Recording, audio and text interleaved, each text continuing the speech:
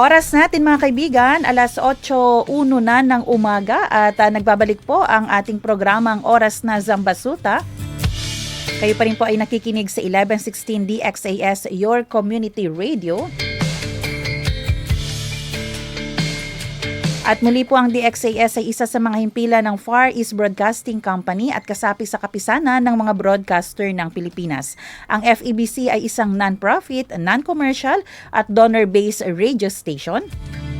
At dahil po sa katapatan ng ating Diyos at sa inyong partnership, tayo po ay nagpapatuloy sa paghahatid ng mabuting balita ni Kristo. Inaanyayahan po namin kayong maging bahagi ng ating radio ministry. Pwede nyo pong iscan ang ating QR code o kaya ay mag-deposit sa ating bank accounts para sa inyong donasyon. At para ma-acknowledge namin ang inyong donation ay magpadala po kayo ng mensahe sa amin. Muli maraming salamat po sa inyong partnership at God bless. Oras natin, alas 8:02 ng umaga. Good morning muna sa kay Mama Liliana Hunt. Blessed morning to all lovely people of DXAS and all listeners.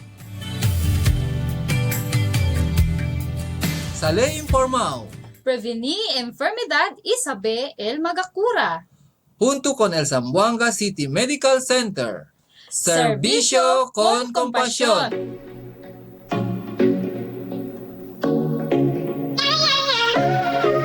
Ngayong araw ng Miyerkules ay muli po natin makakasama ang Zamboanga City Medical Center para po sa ating segment na Serbisyo kun Kompasyon at kung saan pag-uusapan po natin ang tungkol sa National Hemophilia Awareness Month. May hemophilia, may laban ka, alamin, unawain, suportahan. Ano nga ba ito? Makakasama po natin via Zoom si Dr. Rania Ridi Bajin, isang pediatric hematologist. Doc, good morning. Good morning. Assalamualaikum. Ayan, welcome po sa ating program, Doc. Siguro po, Doc, umpisahan po natin ang ating katanungan. Ano po ba itong hemophilia, Doc? Isa po ba itong common na sakit o rare po? Isa po siya sa mga rare na mga sakit. Actually, ito ay sakit sa dugo kung saan kulang yung ng factors ang dugo natin, no, para magdikit-dikit sila, kaya nagiging malabnaw ito at nagpe-predispose sa mga patients sa bleeding. Mm-hmm. Ito po ba, Doc, yung tinutukoy natin kulang na ng blood clotting ang isang blood clotting na factor. So meron tong dalawang klase, hemophilia A and hemophilia B. Yung hemophilia A kulang ka sa factor 8, yung hemophilia B kulang ka sa factor 9. Mm-hmm. At ano po ang dahilan, Doc? Bakit po ito nangyayari? Genetic po ito, no? Ang tawag dito ay X-linked. So, ang mga mothers, ang carriers, no, na napapass down to the sons. So, kapag yung mother may history ng mga kapatid niya mga lalaki na madaling nagdudugo o di kaya di natitigil yung mga dugo kapag nasusugatan, na operahan, na ituli, ganyan. So, may malaking posibilidad na sila ay hemophiliacs. Parang more on bleeding sila, Doc, no? Laging, Ano po ba ang risk, Doc, pag laging nagbi-bleed or hindi tumitigil ang pagdurugo po ng isang tao? Unang-una kapag mga life-threatening bleed, syempre death talaga yung number 1, no? Number 2, kapag usually ang mga common na bleed sa mga hemophiliacs kasi is into the joints. So pwede sila magkaroon ng chronic joint damage, lalo na kapag hindi nagpapatreat ng maaga. Ano po yung mga senyales naman po, Doc, na may hemophilia po yung isang tao? Yun na nga, katulad ng nasabi ko, yung mga kapag hindi natitigil yung mga pagdudugo ng pagmatagal yung pagdudugo, katulad ng kapag nasusugatan, nababangga, o di kaya pwede rin kasi yung tinatawag na easy bruisability. Lalo na po sa mga hemophiliacs, meron po kasing severity yan, no? Kasi ang factor levels po natin, ang normal na factor level ay 50 to 150%. So dapat ganun ang dami ng factor sa katawan natin. Yung mga hemophiliacs, kapag mild hemophiliacs, nasa 6 to 49% ang laman ng factor nila. Sa mga moderate, 1 to 5%. Ang mga severe ay less than 1%. So usually yung mga severe na hemophiliacs or pwede rin yung mga moderate, nagkakaroon sila ng mga spontaneous bleeding. Ibig sabihin kahit walang dahilan, nagbi-bleed lang sila. So wala po No? ito sa edad? Wala yan sa edad. Meron mga patients, lalo na kapag mga severe, no? Baby pa lang nagkakaroon na ng mga bleeding. Nagkaroon kami ng mga cases ng mga newborn, pagkakat ng cord, hindi natitigil ang bleeding. So mga ganon. Meron din naman mga iba na identify kapag adulthood na, kapag nagbi-bleed sila sa mga knees nila, sa mga joints.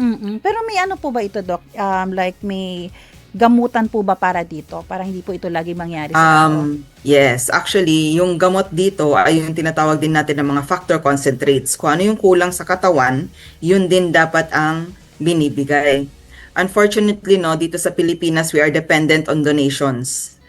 So, ang mga donations natin nanggagaling sa mga international organizations.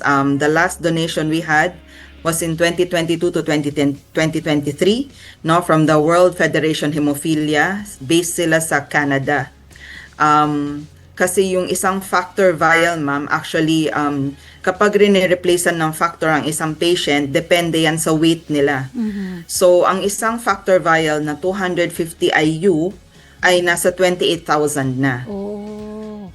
So, Yes, so 250 IU pa lang yon. So halimbawa, kapag nagbi-bleed ang isang bata na isang 10 kilogram na bata, which is a 1-year-old child, kakailanganin niya is about 30 IU per kilo in a single day. Ang treatment for joint bleed is about 3 to 5 days. So sabihin natin sa 5 days na yon, tapos per day 28,000 times 2, mga 56,000. So kapag 56,000 times 5, 5 days. 5 days yun. Ganong kalaki yung Oo. value ng kailangan. So, paano po Mga yan? halos 300,000 Opo. So, paano po per bleed. natin tinutulungan yung mga pasyente pag ganito po, Dok? Oo, so sa Philippines, meron dalawang very large NGO groups, yung Hemophilia Advocates Philippines, yung HAP, tsaka yung Hemophilia Philippines Foundation, yung HAPLOS. Sila talaga yung nagsosource ng mga factors na ito from other countries through mga donations din. No? So dun tayo dependent sa kanila. Sa government pa naman natin, nagsa-start pa lang yung support for hemophiliacs. Nasa Philippine formulary na yung gamot na mga factors. Ibig sabihin dapat sa mga public hospital nakukuha nila na ito. However, like I said, dependent tayo sa donations dahil nga sa sobrang mahal ng mga gamot na ito. So, dapat may gawin ng ating gobyerno para ma-address itong issue na ito. Dok, etong hemophilia po, pag may ganito po ang isang tao, ano yung mga iba pang mga sakit na pwede po siyang magkaroon? Like po, related po ba ito sa anemia, leukemia, mga ganyan po? Hindi naman po. Anemia pwede siya magkaroon kapag nagbe-bleed. Pero hindi naman siya related sa mga leukemia. Totally iba po siyang sakit. So, ano po yung mga dapat iwasan ng taong may hemophilia? Oo. Yung mga taong may hemophilia, usually, hindi sila pwede sa mga strenuous activities, sa yung mga sports na maraming kabangga. So, itong mga patients na ito, sinasabihan namin na hindi dapat sila yung parang mga contact sports, no? Lalo na yung mga severe hemophilia, like I said, kahit walang trauma, pwede sila nagbe-bleed spontaneously. So, dito rin na-affect yung mga patients with hemophilia, no, na nalimit ang kanilang range of activities. Yung hemophilia po ba, Doc, outer po ba siya na nakikita natin laging nagbe-bleed o pwede sa loob? Pwede rin sa loob, lalo na kapag mga spontaneous bleeding, no, pwedeng intra-abdominal lang na bleed na can manifest as mga abdominal pain. Pwede rin, like I said kanina, nagbe-bleed into the brain, intracranial bleeding, no? Pwede mga nagmamanifest with headache and vomiting. So yung may mga hemophilia, Doc, ano po yung usually feeling nila? Yung parang may mga ibang like may fever pa, laging mahina po ba ang pakiramdam nila? Hindi naman. Hindi consistent yung mga symptoms nila kung wala naman sila mga bleeding. Kung wala naman silang bleeding, wala naman silang mararamdaman. Mhm. So tuwing bleeding lang, tsaka sila meron mararamdaman. Opo. Ito rin po ba yung mga pasyente na dapat, Dok, from time to time ay nagpapa-check up po sa inyo? Dapat talaga sila nagpapacheck up for life.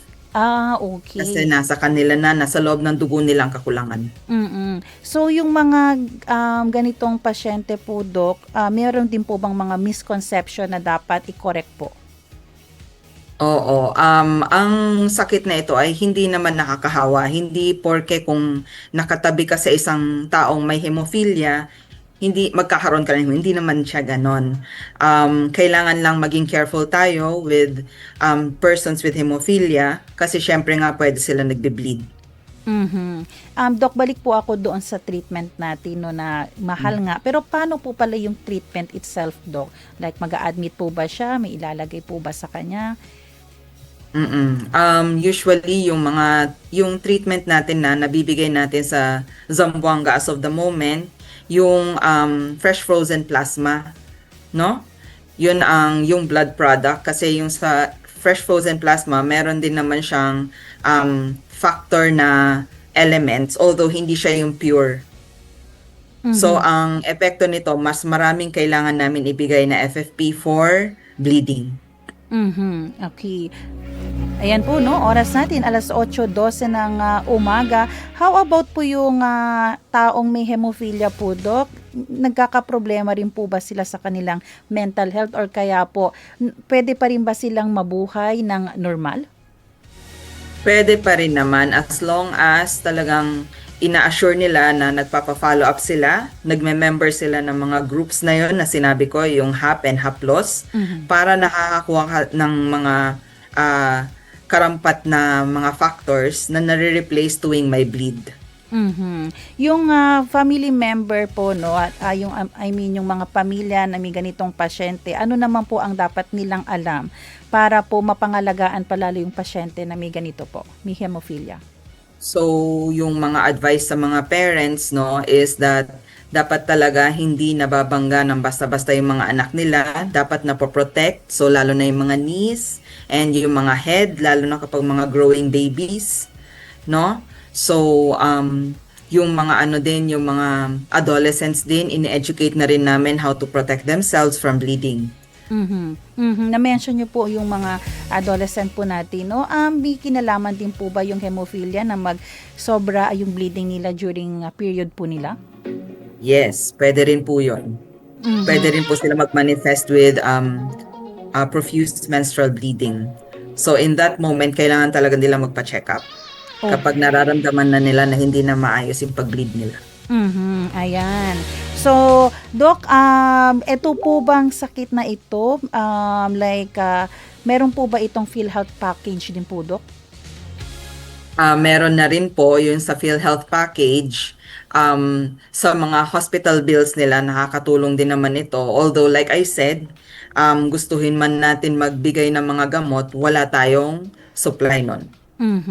May tanong po tayo dito, Doc, no? Considered po ba ang may hemophilia na PWD? Yes po. Yes po. Dapat po considered sila na may PWD. Hingin nila yung mga requirements sa social service. At may tanong din po dito, marami daw po bang data na may hemophilia dito? Especially po sa Zamba Sulta? Sa Zamba Sulta, sa ating landmass area, ang expected na may hemophilia ay 589 patients. Pero as of 2023, ang identified pa lang natin ay 62. At actually, karamihan pa sa kanila ay hindi consistently nagpa-follow up. Okay, so medyo challenging din po yan. So anong pwedeng mangyari sa kanila, Doc, pag hindi sila religiously nagpa-follow up sa inyo? So, hindi rin namin sila na-monitor. Merong mga times na kapag bleed na pala, hindi pa sila pumupunta, lalo na kapag sa mga joints ang bleed, na hindi nila alam na predispose sila to chronic joint damage, no? Maninigas na yung joint na yon at hindi na sila makakalakad. How about po, Doc, pag ang ating pasyente, hindi ko po alam kung sa Basilan, Sulu, kaya na po ba i-cater mga ganitong sakit? Pero may taga Basilan, Sulu po, ano po yung mga coordination na ginagawa natin? Sila po kasi talaga kailangan pumunta dito sa atin sa Zamboanga City, no, because we don't have specialists sa Basilan, Sulu, and Tawi-Tawi. So, paano po yan? Parang i-refer po sila dapat ng ospital. Yes. Ayan po. At ang ating tagline nga po dito no sa ating National Hemophilia Awareness Month ay may laban ka. So, talagang may laban pa po ba ito, Doc? May laban naman po. Hanggang sa kakaya namin, ipapalaban namin. At ano po ang pwedeng gawin ng mga average person para masuportahan naman po yung hemophilia community? Number 1, wag sila ino-ostracize. Number 2, to be aware na hemophiliac sila at meron silang mga limitations. At lalo na sa mga adolescents, iwasan po natin ang mga bullying, no? So, i-support din natin sila tuwing times of bleeding na may laban nga sila. At kanina po, Doc, nasabi na rin natin na dapat may gawin pa ang ating government no para hindi lang tayo maging dependent sa donation. Ano rin pa po, baka may ibang panawagan pa po kayo sa ating gobyerno? Yes po, sana po paigtingan pa ang pagsuporta sa mga hemophiliacs natin, lalo na kapag sa mga sourcing ng mga gamot nila. And yung mga government policies din po sa kanilang mga hospitalizations. At ngayong National Hemophilia Awareness Month, Doc, in totality, in general, ano rin po ang inyong panawagan sa ating mga tagapakinig? Sa ating mga pakinig, kung meron po kayong mga simptomas na mga nasabi ko, katulad ng mga pamamaga ng mga joints, lalo na sa knees o sa ankles and sa elbows, napapansin niyo yung mga anak nyo kapag nasusugatan, matagal nagdudugo, mga katulad ng sinabi niyo, ma'am, yung mga menses na mga matatagal, pwede rin po yun. Pero rare po yung mga babae na may hemophilia. Usually ang babae po ay mga carriers. So yung mga anak nilang lalaki usually mga may hemophilia. And yung mga mag-follow up po talaga ng mabuti sa amin para po malaman kung hemophilia nga o hindi para masabihan namin sila kung anong mga dapat iwasan. Sa more on mga sa mail po ba ito? So mail pala ito, Doc. Kailan din po sila pwedeng magpa-check up sa inyo sa ZCMC? Ang ZCMC po ay situated po kami sa may cancer center, no? Yung cancer center namin ay for both hematology and cancer sa children. Nandun po kami sa second floor. Open po kami from 8 a.m. to 5 p.m. every Mondays to Fridays except holidays. Ayan. So oras natin alas 8:18 ng umaga, Doc. Maraming salamat po sa oras at panahon ninyo na binigay dito at sa pagbibigay linaw kung ano po yung hemophilia. God bless you po, Doc. Thank you. Ayan. Muli po nakasama po natin ang mismong Dr. Puno from Zamboanga City Medical Center, Pediatric Hematologist, Dr. Rania Bajin, at pinag-usapan po natin ang tungkol sa hemophilia. So sa mga kalalakihan po, no, lalo na pag napapansin nyo po na kayo po ay madalas nagbi-bleed, hindi naghihinto, ay kailangan nyo pong magpa-check up. Kaya sabi nga ng ating doktor kanina, lifetime po na check up ito. Ayan. Oras natin, 8:19 ng umaga.